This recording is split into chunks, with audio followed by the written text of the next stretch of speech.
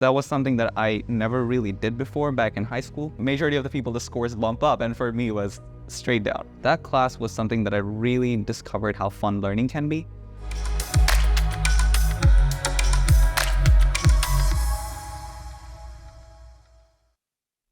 Well, it's been a year that has probably been the most amazing, or not amazing, but like filled with memories like in my entire life.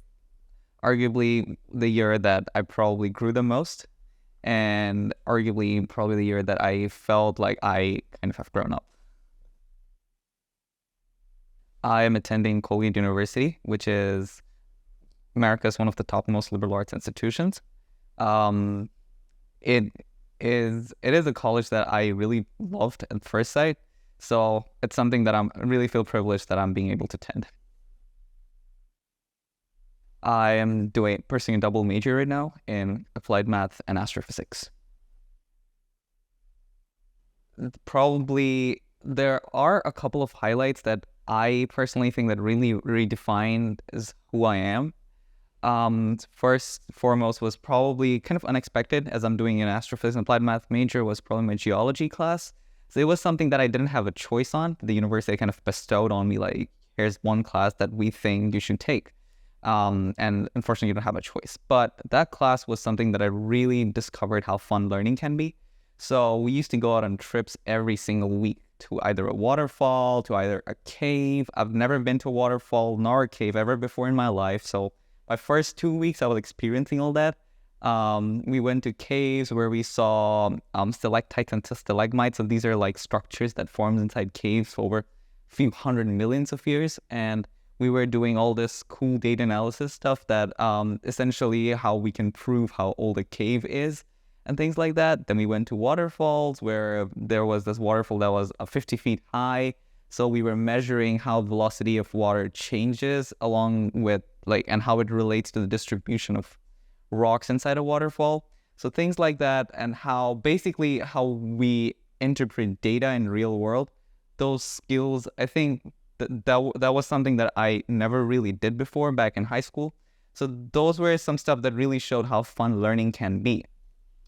Another experience was probably how beautiful math is. So in high school, I liked physics, but I really didn't enjoy math very much. I kind of found it to be very redundant, or like people used to memorize some steps like an algorithm and trying to do it somehow, trying to put these things together in exams. But at Colgate, I really discovered like how math can really be taught in a way that really uplifts the way you think. So I didn't have any intention pursuing an applied math major there, but coming to Colgate, just taking one class really made me feel like this is something that I really want to do. Oh, yes. So I have actually been doing research with Professor Cosmin Illy, who is a professor in physics, before getting into Colgate. So I got in there, and on my third day of my classes, I got hired as a research assistant. So he works on dark matter. He is a theoretical physicist, but I am kind of something like, I really like to work and mess around with data. So that's something like we weren't fitting together in the same puzzle, but I saw some of his work that could potentially be done much better by using machine learning and approaches like that. So that's something that I noticed and persuaded him to like give me a project that I can do on my own, which I carried on through the entire year, basically. It was a very big shift. Dhaka, the world's probably the most populated city. And then you go to Colgate, where it's probably like 650 acres and there's only like 3,000 people on campus. So it was a big shift. But at the same time, it was kind of relieving because the air was far better. You were up in the cloud, like up in the mountains, where even if it rains slightly, like you can see the clouds coming to your like eye level, literally. So those were some amazing experiences that I feel really grateful, like waking up and seeing views like this. And Colgate, as far as I'm concerned, is like one of the most scenic campus in the entire states. So it's something that I feel really privileged or like really grateful, waking up to like scenarios like this every single morning. Niche, it's hardworking and fun people. So Colgate is kind of like work hard and party hard kind of school. So you see in the weekdays people working basically like 10, 12 hours. It's very normal. You would see libraries populated with people till like 12 a.m. in the morning or something like that. But during the weekends, it's like, let's say Friday evenings, it's very much chill. It's not necessarily you have to go out and party, but yeah, you can see people in the pubs playing pool. You can see like people getting together, watching movies or things like that. Or you can see people like enjoying like tuning up in like various kind of sports. Oh wow, that was an experience of its own. So I was fixated on applying to Colgate. I applied their early decision one. So it's something that I counted a lot of my hopes on because that was probably the only school that I really put my attention to like crafting the application. And so I was really hoping like for things to pay off. So when I opened my application, I was filled with joy because you see all your years of hard work like getting like putting together into like one application of congratulatory note like you got in. And it was a sigh of relief, like finally have somewhere to go. And it's a place that I really wanted to be a part of. So it was something filled with joy and relief as well. Yeah, so in high school, I wasn't really the kind of kid who would just be within the books. So I actively involve myself in sports and things like that. At the same time, I was very much passionate about astrophysics. So right from grade 10, I was working for the Olympiads. Olympiads, not because of the accolades that you get, but because of something that I genuinely enjoyed. And astrophysics was something that I really wanted to pursue on. So I was kind of preparing for the Olympiads, like looking through past questions. Yeah, I mean, I remember the first time I didn't even make it to the nationals, but the second time I tried, I was lucky enough or fortunate enough to be the part of the International Astrophysics Olympiad team.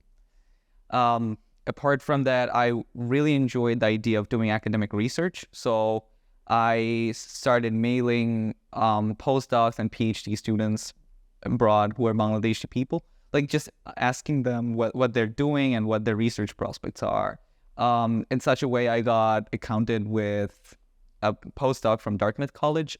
So we started working like 6 months down the line, and by the end of the year, we had a paper which I was lucky enough to present at Chittagong University in Bangladesh. SAT, I somehow don't like I in oh okay, the process was okay.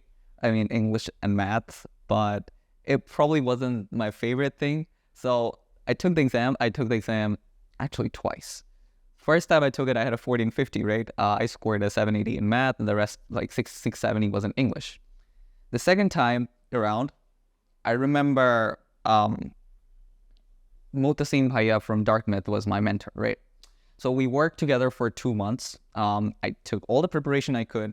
He was supportive, was very supportive. Don't get me wrong on that. I sit for the exam again, and this time I had a 1400. I don't know. I prepared too hard. I guess I prepared too hard. And neither of my score were better than the previous one. Like in math, I had a 760. And in English, I just don't know, it was 640. So I just didn't end up submitting my second time score. But Right. it was a funny experience, right? For majority of the people, the scores bump up. And for me, it was straight down.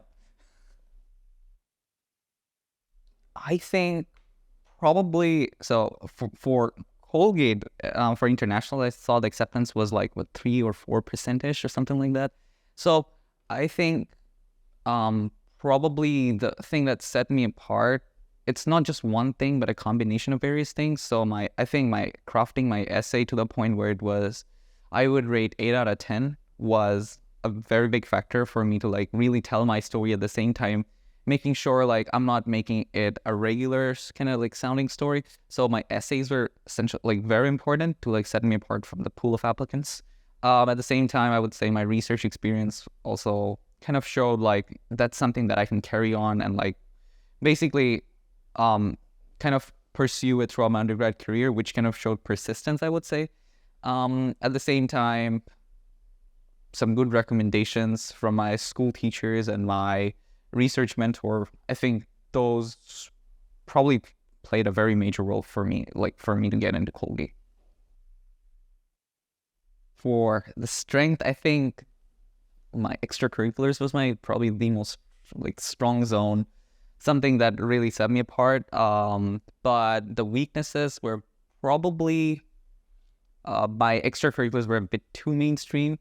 I would say my essays could have been crafted a little better if I took a bit more time and like crafted it to perfection in a way. Apart from that, yeah, I mean, if compared to the best of the best kids, of course, like there were a lot of room for improvement, but I would say somehow I just lucked out. Like Android definitely played one of the most key roles in like for me to get into Colgate. Yes, it's true. I had all this academic achievements and things like that, but to put things together, to like put the stitches together and make sure an application really stands out among a pool of applicants, like at a school like Colgate, I think Android definitely played the role at like stitching the knots together, making sure my essay really reflected who I am, making sure the entire application process was something that I didn't lose my head for, like something that I could like. It's a very stressful like time, like the application season, right? Android like really helped me like keep my nerves down and like make sure I made this through with success, of course. I got beyond the full tuition, which was sufficient for my family to be like for myself to attend Colgate. At the same time, from this year, I'm also becoming CL, which is a community leader slash residential advisor. So, which basically means I do not have to pay housing this year.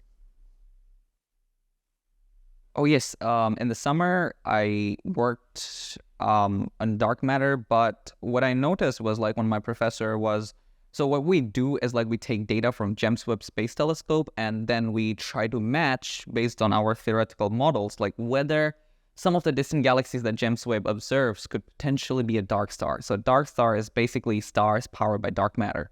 So even if you detect one dark star, it's basically going to show like dark matter is real and it's something worth investing billions of dollars for particle physicists at CERN. Right? So we have been trying to do that. And my professor, when he was doing that, he was kind of doing it manually, right? He had this like spectral template models, which he would like then match with James Webb data and kind of calculate something called a chi-squared value in statistics, right? And I noticed, and I was like, hey, instead of like walking through all this templates and samples, you have a limited kind. What if I generate like hundreds and thousands of them and develop a machine learning model that itself could potentially detect like possible matches? And he was like, well, that's cool, but how do we do that? And I was like, you know what? In my high school, I did this, and this stuff, and I used machine learning for that. Maybe I could use it. And he was open-minded, very open-minded, and he was like, you know what, during the summer, yes, you're working for me, but this, you can do it as an independent project of your own. It will be counted as you're working for me, but like you can just do basically whatever you want as long as you have some results. And the entire summer, I kind of devoted myself to like developing this machine learning model that could essentially detect any possible dark matter signature in James Webb Space Telescope. We have had some positive results, and that's something that I'll be talking on August 16th in Boston. So it's a conference called IFE, which is essentially an AI and physics conference between Harvard, MIT, Northeastern, and Tufts. So I will hopefully be going there and presenting my research. That's something that I'm really excited about. Like we're seeing your work pay off in a way. Yes, there's a lot more work to do. I mean, our process is not entirely automated, so that's something that I'll be devoting on the next semester and the semester after that. It's a very interesting question, I would say. So social life, it varies from people to people, person to person. But for me, it's the social life. I do have a very solid group of friends who I love to hang out with. Usually on Fridays, we would just go play pool, play a bit of football, have a good time with the friends, maybe even watch some movies or something like that. Well, yeah, I mean, you can go to a frat house and party as well. That's totally up to you. No one's ever going to judge or something like that. And at the same time, I also play for my club soccer team at Colgate. So back home, I was a goalkeeper for like 5 years. I just continued that like for Colgate. So it's also time demanding to play for a club soccer team. I have to I have 3 to 4 practices a week, which counts for like 7 hours, then a game on every Sunday.